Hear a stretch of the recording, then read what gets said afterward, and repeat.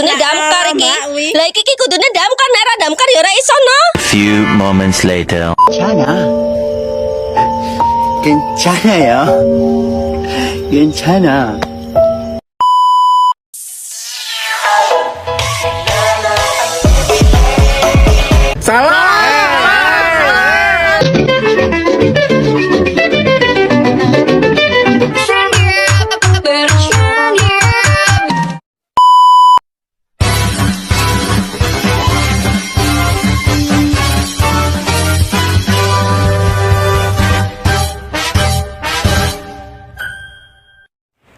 Assalamualaikum warahmatullahi wabarakatuh.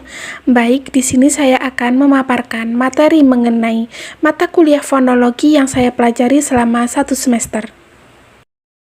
Langsung saja kita masuk ke materinya. Yang pertama, apa sih definisi fonologi? Nah, fonologi sendiri yaitu ilmu yang mempelajari bunyi-bunyi bahasa, baik dari proses terbentuk maupun perubahannya.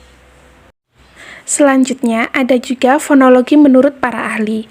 Yang pertama, menurut Keraf, fonologi ialah bagian dari tata bahasa yang mempelajari bunyi-bunyi bahasa. Yang kedua, fonologi menurut Chair, fonologi ialah bidang linguistik yang mempelajari, menganalisis, dan membicarakan runtutan bunyi-bunyi bahasa yang secara etimologi terbentuk dari kata fon yang artinya bunyi dan logi atau logos yang artinya ilmu. Fonologi sendiri memiliki kajian. Kajian fonologi ada 2. Yang pertama ada fonemik dan yang kedua ada fonetik. Nah, fonemik sendiri adalah ilmu yang mempelajari tentang bagaimana bunyi dapat membedakan makna. Yang kedua ada fonetik. Fonetik adalah ilmu yang mempelajari tentang bagaimana bunyi diproduksi tanpa menghiraukan persoalan makna. Berikutnya, fonetik sendiri terbagi menjadi 3. Yang pertama ada fonetik artikulatoris, yang kedua ada fonetik akustik, dan yang ketiga ada fonetik auditoris. Fonetik artikulatoris sendiri adalah dikenal dengan sebutan fonetik organis atau fisiologis. Jenis fonetik ini mempelajari mengenai mekanisme alat ucap artikulator manusia untuk memproduksi atau menghasilkan bunyi bahasa. Yang kedua ada fonetik akustik. Nah, fonetik akustik sendiri adalah ilmu bahasa yang menganalisis bunyi bahasa menurut aspek fisiknya sebagai getaran udara. Contohnya apa sih? Contohnya adalah petikan gitar. Dan yang ketiga ada fonetik auditoris. Fonetik auditoris merupakan cabang fonetik yang menyelidiki mekanisme penerimaan bunyi bahasa oleh indera pendengaran. Jadi, telinga menerima bunyi bahasa berupa getaran udara sebagai persepsi bahasa. Maka dari itu, auditoris dikaji dalam ilmu kedokteran. Fonologi memiliki tujuan. Apa aja sih tujuan fonologi? Yang pertama adalah mempelajari bunyi-bunyi bahasa dan distribusinya. Dan yang kedua, menganalisis bunyi-bunyi bahasa yang diproduksi oleh alat ucap manusia dan bagaimana bunyi tersebut didistribusikan dalam bahasa tersebut. Unsur utama bahasa, yang pertama itu ada segmental dan yang kedua ada suprasegmental. Yang pertama, segmental yaitu bahasa disusun oleh rentetan bunyi atau segmen-segmen. Dan yang kedua ada suprasegmental, yaitu suatu unsur yang dapat disegmenkan atau dibagi, disertai dengan unsur-unsur atau bunyi-bunyi tertentu. Unsur suprasegmental sendiri ada 4. Yang pertama ada tekanan atau stress, yang kedua ada nada atau pitch, yang ketiga ada jeda, dan yang keempat ada durasi. Dan yang pertama, tekanan atau stress yaitu menyangkut masalah keras lemahnya bunyi. Suatu bunyi segmental yang diucapkan dengan arus udara yang kuat sehingga menyebabkan amplitudonya melebar. Pasti dibarengi dengan tekanan keras. Yang kedua ada nada atau pitch. Hal ini berkenaan dengan tinggi rendahnya suatu bunyi. Yang ketiga ada jeda atau persendian. Jeda atau persendian berkenaan dengan hentian bunyi dalam arus ujaran. Yang keempat ada durasi. Durasi berkaitan dengan masalah panjang pendeknya atau singkatannya suatu bunyi diucapkan. Selanjutnya ada unsur segmental. Unsur segmental terbagi menjadi 2. Yang pertama kontoid atau konsonan, yang kedua vokoid atau vokal. Vokoid dan kontoid muncul secara rangkap dalam silaba yang sama disebut dengan diftong dan klaster bagi konsonan. Selanjutnya, vokal. Vokal adalah bunyi yang dihasilkan tanpa hambatan dalam alat ucap dan melibatkan pergerakan lidah dan bentuk mulut, namun tidak melibatkan penyempitan atau penutupan daerah artikulasi. Contoh vokal sendiri ada A, I, U, E, dan O.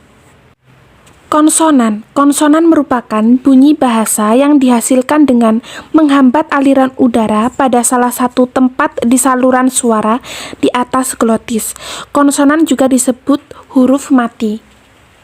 Untuk contoh konsonan sendiri yaitu selain huruf A, I, U, E, dan O yang berada di vokal, dan selebihnya itu adalah huruf konsonan. Lalu ada digraf. Digraf adalah dua huruf yang melambangkan satu bunyi. Untuk contoh digraf bisa kalian lihat pada tabel. Pada kata nge, misalnya pada bunga, singa, nganga, ungu, belanga, wangi, tangan, dan langit. Jika pada kata nye ada kata nyanyi, nyamuk, nyonya, kunyit. Pada kata sye ada syabah, syukur, syarikat, syarat. Terakhir pada kata KH ada kas, kamis, kemah, kat, dan katam. Diftong dan klaster. Di sini saya akan memaparkan jauh lebih lagi mengenai diftong dan klaster. Simak penjelasannya ya. Diftong atau vokal rangkap yang terdapat dalam satu suku kata ini didefinisikan sebagai vokal yang berubah kualitasnya pada saat pengucapannya. Untuk contoh diftong sendiri, ada diftong au pada kata pulau, harimau, atau kalau. Pada kata yang sudah saya sebutkan tadi, pada kata itu disimbolkan dengan dua huruf vokal yaitu A dan U.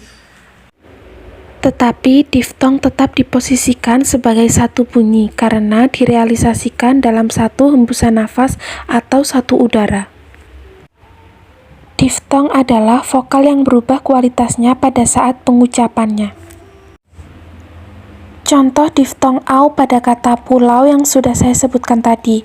Vokal A sebagai vokal pertama merupakan vokal rendah tengah tak bundar atau vokal yang direalisasikan dengan posisi struktur terbuka. Artinya, posisi lidah berada pada posisi yang rendah atau memiliki jarak jauh dengan artikulator pasif. Dalam hal ini, langit-langit, sementara posisi lidah yang bergerak adalah bagian tengah lidah dengan bentuk mulut normal atau tidak bundar. Kemudian, posisi tersebut berubah ketika membunyikan vokal kedua, yakni vokal U. Vokal U yang merupakan vokal tinggi belakang bundar atau vokal yang dibunyikan dengan posisi lidah bagian belakang yang mendekat langit-langit. Dengan bentuk mulut bundar, perubahan posisi lidah yang bergerak dan mendekat ke langit-langit serta perubahan bentuk mulut menjadi bundar saat udara melewati rongga mulut. Hal itulah yang disebut dengan perubahan kualitas vokal, sehingga terciptalah dua bunyi vokal dalam satu silaba yang kemudian disebut dengan diftong atau vokal rangkap. Selain itu, diftong au terdapat juga diftong ai. Contoh diftong ai pada kata sungai, gulai, tuai. Dapat kita lihat terjadi perubahan kualitas vokal dari vokal rendah tengah tak bundar menjadi vokal tinggi depan tak bundar i. Selain diftong ai dan au, di dalam bahasa Indonesia terdapat juga diftong oi. Contohnya pada kata tomboy, amboy, sepoi, dan lain sebagainya. Terdapat perubahan kualitas vokal madya belakang bundar sebagai vokal pertama yang berubah menjadi vokal tinggi depan tak bundar i sebagai vokal kedua. Diklasifikasikan diftong naik karena perubahan kualitas dari vokal lebih rendah kemudian menjadi vokal yang lebih tinggi. Dengan demikian, kalau ada diftong naik berarti terdapat juga diftong turun. Perubahan kualitas vokal yang semula merupakan vokal tinggi dan kemudian menjadi vokal rendah. Tapi dalam bahasa Indonesia tidak terdapat vokal turun. Bisa dipastikan dengan mencari data-data pada kosakata-kosakata bahasa Indonesia. Karena bahasa sifatnya dinamis dan selalu berkembang dan berubah-ubah dari masa ke masa, namun perlu diperhatikan di sini bahwa diftong tidak sama dengan deret vokal. Itu mengenai penjelasan diftong dan contoh-contoh diftong. Selanjutnya kita akan memasuki materi mengenai contoh klaster. Dan apa sih definisi klaster tersebut? Klaster juga dikenal dengan istilah gugus konsonan atau konsonan rangkap. Konsepnya sama dengan diftong, tapi yang membedakan adalah bunyi konsonan yang berderet di silaba yang sama. Selanjutnya, saya akan menyebutkan contoh klaster. Pada KL pada kata klinik, GL pada kata global, FL pada kata flora, TR pada kata tradisi, SW pada kata swadaya, KW pada kata kuintal, GR pada kata gravitasi, STR pada kata strata, SKR pada kata skripsi. Umumnya, klaster pada bahasa Indonesia terdapat pada kata serapan atau bahasa asing, yang kemudian diserap ke dalam bahasa Indonesia dan perlu diperhatikan. Perlu diperhatikan lagi bahwa terdapat juga deret konsonan yang harus dibedakan dengan klaster. Konsepnya sama dengan deret vokal. Deret konsonan juga merupakan dua konsonan yang berurutan, tetapi terdapat pada silaba yang berbeda. Contohnya pada MP pada kata tampak. Itulah mengenai definisi klaster dan contoh klaster. Pengertian bunyi bahasa. Bunyi bahasa adalah suara yang dihasilkan oleh alat ucap manusia seperti pita suara dan lidah, dan diubah menjadi gelombang bunyi dapat diterima oleh telinga. Merupakan unsur bahasa yang paling kecil diamati sebagai fonem. Dalam fonologi, bunyi yang dipelajari dalam bahasa ada dua. Yang pertama ada bunyi bersuara dan yang kedua ada bunyi tidak bersuara. Bunyi bersuara bila pita suara turut bergetar pada proses pembunyian. Contohnya pada B, D, dan G. Yang kedua, bunyi tidak bersuara bila pita suara tidak bergetar.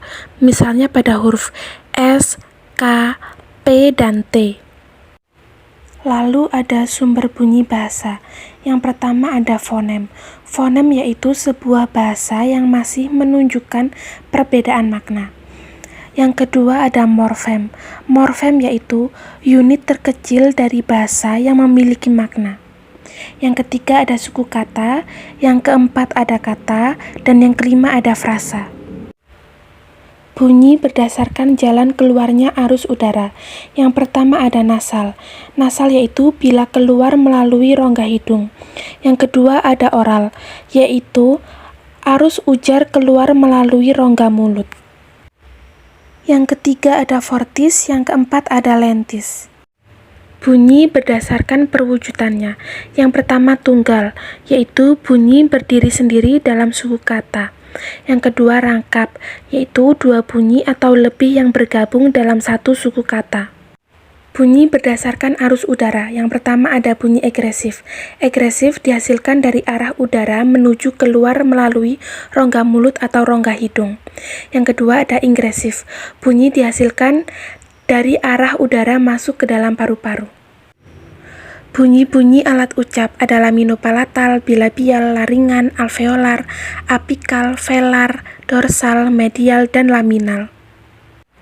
Proses fonasi yaitu suatu proses di mana kita pita suara di tenggorokan menghasilkan bunyi dengan atau tanpa suara. Misalnya pada konsonan H dan K dihasilkan tanpa suara, sedangkan bunyi vokal dihasilkan dengan getaran pita suara, maka disebut dengan bunyi bersuara. Selanjutnya ada definisi silabel, yaitu suku kata atau silabel adalah unit pembentuk kata yang tersusun dari satu fonem atau urutan fonem. Contoh silabel, kata kamus terdiri dari dua suku kata, yaitu ka dan mus. Berikutnya, kita akan memasuki definisi asimilasi. Asimilasi dalam fonetik adalah proses di mana suara dipengaruhi dan menjadi serupa dengan suara di sekitarnya. Artinya, pengucapannya bisa berbeda-beda tergantung urutan huruf tertentu dalam kata yang berbeda. Hal ini biasanya dilakukan untuk memudahkan pengucapan, terutama ketika pada kata-kata yang diucapkan dengan cepat. Contoh asimilasi, seperti yang bisa kalian lihat, contohnya adalah pada kata tas tangan. Penutur asli biasanya jarang mengucapkan setiap huruf dengan jelas, karena tidak mengalir dengan baik dan lebih sulit diucapkan dengan cepat. Baik, karena saya sudah selesai memaparkan materi mengenai fonologi yang saya pelajari dalam 1 semester kali ini, dan saya harap bisa bermanfaat bagi kalian semua dan saya juga, dan saya mengucapkan wassalamualaikum warahmatullahi wabarakatuh.